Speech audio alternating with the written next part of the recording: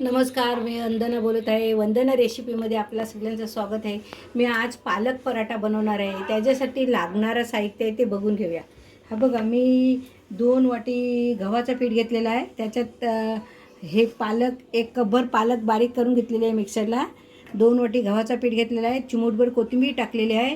अर्धी वाटी दही घालणार आहे. थोडासा अजवाइन घालणार आहे. 1 चमचा लाल तिखट घालणार आहे.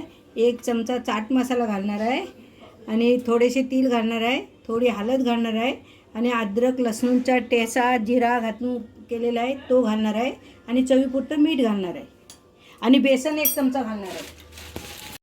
हे बघा, हा 1 चमचा मी बेसन घालत आहे. आणि आता चला, आता आपल्याला पीठ भिजवून घ्यायचं आहे.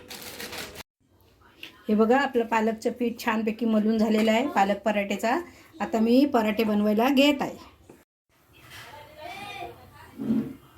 हे बघा, मी असं तेल लावून घेत आहे आतून बाहेर दोन बाजून आणि मग आपल्याला हा पराठा बनवायचा आहे.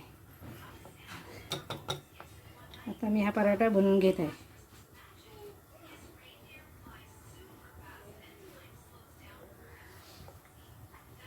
हा बघा, आपला लाटून झालेला आहे पराठा. छानपैकी पातळ लाटलेला आहे. मी तव्यामध्ये भाजायला एक पराठा घातलेला आहे. तो आता मी तुम्हाला भाजून छानपैकी दाखवते. मस्त भाजून घ्यायचा. आणि हा पराठा तुम्ही दह्याबरोबर खाऊ शकता, टमाट्याची चटणीबरोबर, खोबऱ्याची नारळाची चटणी त्याच्याबरोबर पण तुम्ही हा पराठा खाऊ शकता. खूप छान लागते. हे बघा, तुम्हाला माझे पराठे आवडले तर माझ्या चॅनलला लाईक करा, सबस्क्राईब करा, बेल आयकॉनला क्लिक करा.